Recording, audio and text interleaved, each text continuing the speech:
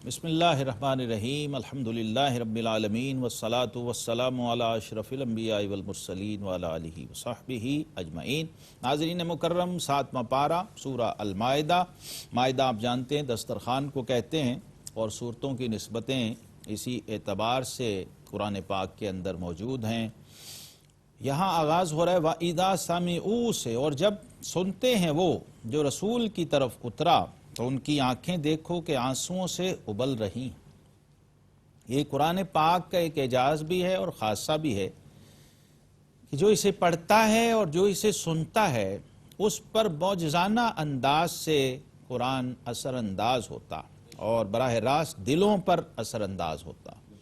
اور جب کوئی کلام دلوں پر اثر انداز ہوتا ہے تو اس کا اظہار آنکھیں کیا کرتی ہیں۔ دل متاثر ہو تو وجود جو ہے، ہمارا ظاہری جسم جو ہے، یہ کسی نہ کسی طرح اس کا ایکسپریشن دیتا ہے اور ایکسپریس کرتا ہے، اور خاص طور پر آنکھیں جو ہیں وہ آنسوؤں کی شکل میں اس کا اظہار کر رہی ہوتی ہیں۔ اس کیفیت کو اللہ تبارک و تعالی نے یہاں بہت سراہا ہے، اور جن لوگوں کو یہ خشوع کی اور خشیت کی کیفیت نصیب ہوتی ہے یقیناً وہ اللہ کے مقرب ہوتے ہیں، اللہ کے دوست ہوتے ہیں۔ اللہ رب العزت ہمیں بھی یہ سوز اور یہ گداز نصیب فرمائے، اور خاص طور پر قرآن پاک کے ساتھ تعلق کا یہ خوبصورت نتیجہ ہے۔ یہاں ذکر ہو رہا ہے ان لوگوں کا جو اہل کتاب تھے لیکن نصارہ میں سے تھے، اور ان کے سامنے قرآن پاک کی تلاوت کی گئی، آیات پڑھی گئیں تو فرمایا ترا اعینہم تفیض من الدم۔ آپ نے دیکھا کہ آنسوؤں سے ابل رہی ہیں ان کی آنکھیں۔ وجہ کیا ہے؟ اس لیے کہ وہ حق کو پہچان گئے، مما عرفوا من الحق۔ اور پھر کیا کہتے ہیں؟ ربنا آمنا فاکتبنا مع الشاہدین۔ اب اس گداز نے ان کے اندر میلان حق کو پیدا کیا۔ طبعا گداز ایک ایسی چیز ہے اور اس کی ضد قساوت ہے، سختی۔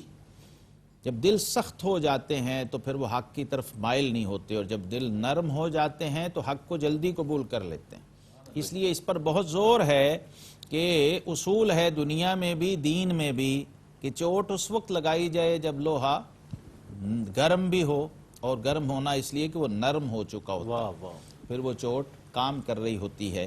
یہاں 7ویں پارے کے آغاز میں ان آیات کا آنا اس واقعے کی طرف اشارہ ہے جب مسلمانوں نے رسول اللہ صلی اللہ علیہ وسلم کے حکم سے ہجرت حبشہ کی تھی، اور وہاں پر حضرت سیدنا جعفر طیار رضی اللہ تعالیٰ عنہ نے دربار نجاشی میں سورہ مریم کی آیات تلاوت کی تھیں، تو نجاشی اور اس کے اہل دربار جو اہل کتاب تھے اور نصارہ تھے، جب آیات سنی تو ان لوگوں کی آنکھوں سے بے اختیار آنسو ابل پڑے اور یہ حق کی طرف مائل ہوئے، اور نجاشی نے کہا کہ بے شک یہ کلام حق ہے، اور یہ کلام ویسی ہی تاثیر رکھتا ہے جیسی تاثیر اس کلام میں تھی جو اللہ نے عیسیٰ علیہ السلام پر اتارا۔ اللہ سبحان اللہ۔ گویا ان کے دلوں نے، ان کے ضمیروں نے یہ تاثیر جو تھی اس کی گواہی دے دی اور اس کی شہادت دے دی، اور یہ لوگ وہاں پر غائبانہ ہی مسلمان ہوئے، دائرہ اسلام میں داخل ہوئے، اور حضرت نجاشی جن کا نام اسہمہ تھا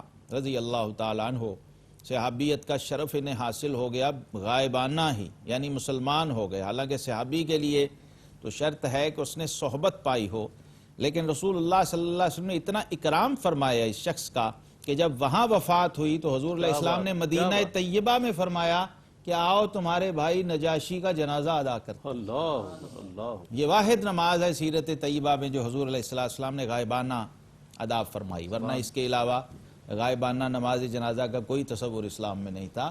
اور اس پر بھی علماء نے لکھا ہے کہ لوگوں کے لیے وہ غائبانہ تھی، لیکن اللہ کے حبیب کے لیے وہ شاہدانہ تھی، واہ واہ واہ۔ کیونکہ وہاں میت سامنے ہوتی ہے، اور جب جنازہ پڑھا جاتا ہے تو اس میں کہا جاتا ہے کہ حاضر اس میت کے ہم دعا کرنے لگے، جس جو میت سامنے رکھی ہوتی ہے۔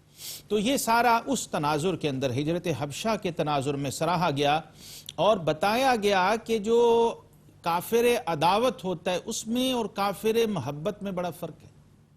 یہ تقسیم بھی اہل علم نے کی ہے، یعنی جیسے یہود ہیں تو وہ بغض انبیاء میں کفر میں مبتلا ہیں، اور جو نصارہ ہیں وہ حب عیسیٰ علیہ السلام میں کفر میں مبتلا. تو اس میں ایک بڑا باریک فرق ہے. اس پیمانے پر ہم دیکھ سکتے ہیں کہ کفر کے اندر بھی درجات ہیں، اور یہ نصارہ کے اندر اسی نرمی کا نتیجہ تھا کہ یہ غلو میں اور محبت میں اتنے فنا ہو گئے کہ عیسیٰ علیہ السلام کو خدا بنا دیا اور خدا کا بیٹا بنا دیا. لیکن جب حق سامنے آیا تو فوراً اس کی طرف مائل ہوئے.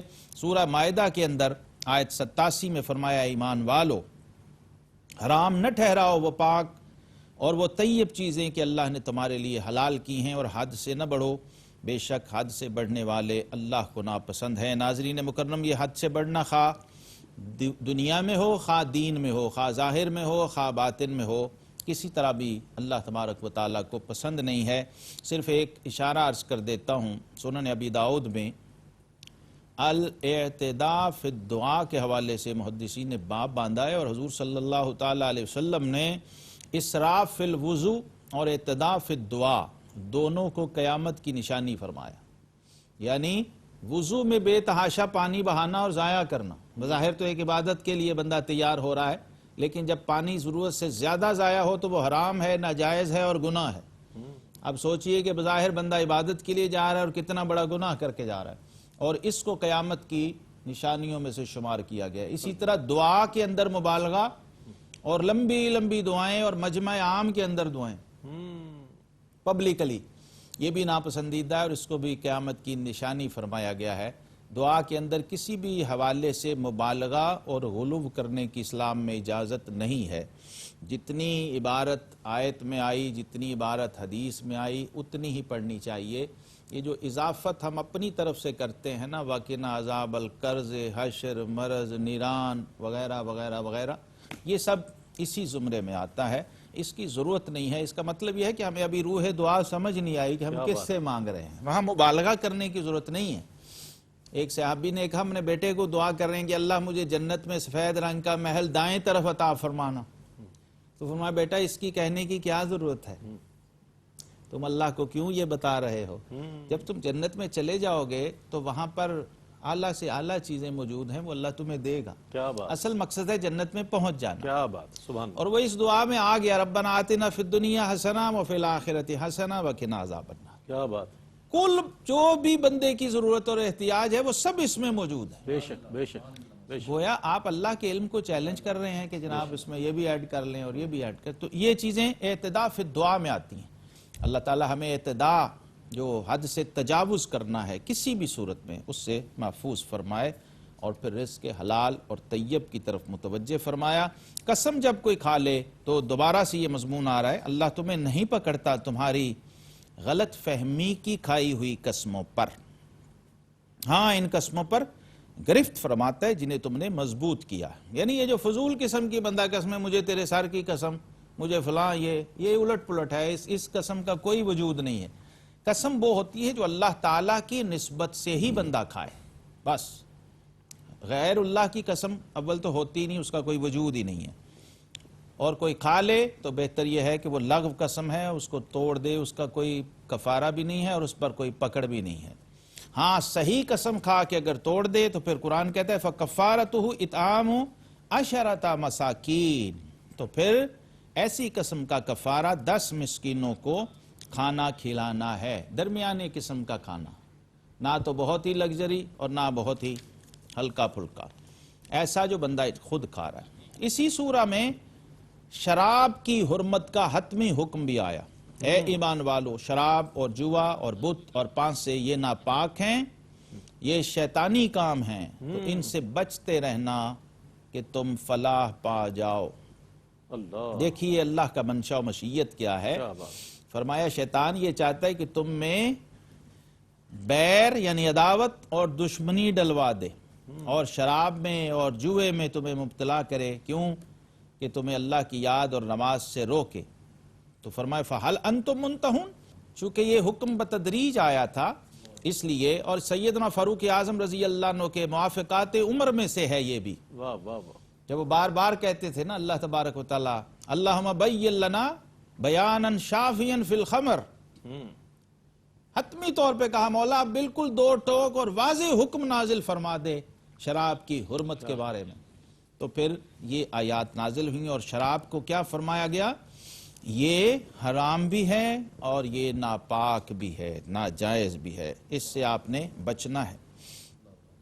پھر آگے فرمایا آیت 92 میں، حکم مانو اللہ کا، حکم مانو رسول کا، اطیعوا اللہ واطیعوا الرسول، سبحان اور اللہ، ہوشیار رہو۔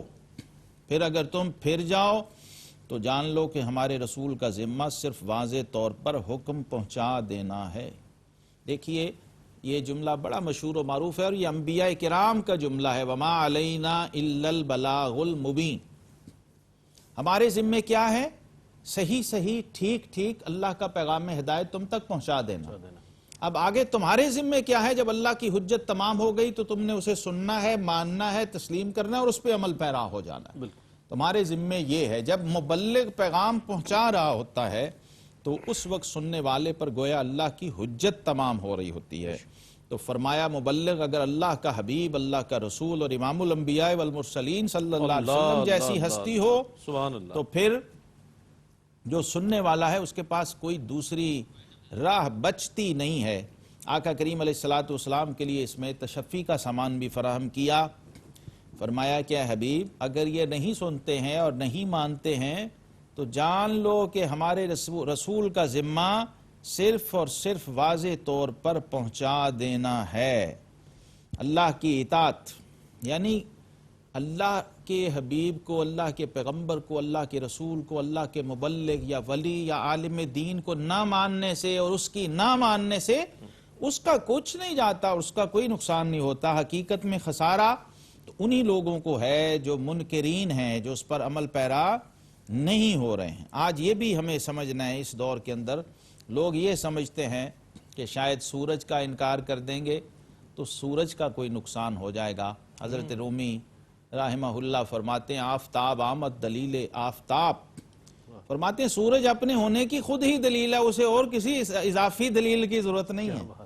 لیکن شرط کیا ہے؟ گر دلیلت باید ازوہ روح متاب، فرمایا تو دلیلیں ڈھونڈنے جا، اگر سورج کے ہونے کی دلیل تجھے درکار ہے تو کیا کر؟ سورج کی طرف رخ کر لے، کیا بات ہے، بس سورج کو دیکھ۔ ایسا نہ ہو کہ سورج کی طرف پشت کر کے کھڑا اور کہے سورج کہاں ہے۔ یاد رہے کہ سورج کو کوئی فرق نہیں پڑتا اگر کوئی اس کی طرف پیٹھ کر کے کھڑا ہو جاتا ہے۔ نقصان اس کا ہے جو سورج سے منہ پھیر رہا ہے، اس حق سے منہ موڑ رہا ہے۔ اور یہ بھی قرآن نے ناظرین مکرم دو ٹوک طریقے سے فرما دیا کہ لا یستوی الخبیث والطیب، فرمایا کبھی بھی پاک اور ناپاک، گندی چیز اور صاف ستھری چیز برابر نہیں ہو سکتی۔ اگرچہ گندی چیز کی کثرت تمہیں کتنی ہی بھائے تو اللہ سے ڈرو اے عقل والو کہ تم فلاح پا جاؤ۔ آج یہ دیکھیے، یہ ہم نے سمجھنا ہے، علم اور جہالت، نور اور اندھیرا، اور بینائی اور اندھا پن، کیا یہ برابر ہو سکتا ہے؟ پھول اور کانٹا، رات اور دن کبھی برابر نہیں ہو سکتے ہیں۔ یہ اتنا بڑا لاجیکل اور ایک عقلی قسم کا پیمانہ ہمیں قرآن نے فراہم کر دیا ہے۔ اگر اس کی روشنی میں ہم دیکھ لیں تو عقل و شعور سے بھی حق اور باطل کو پہچان سکتے ہیں اور فیصلہ کر سکتے ہیں۔ اللہ رب العزت ہمیں حق اور باطل میں تمیز اور فرق کرنے کی توفیق عطا فرمائے۔ وآخر دعوانا ان الحمدللہ رب العالمین۔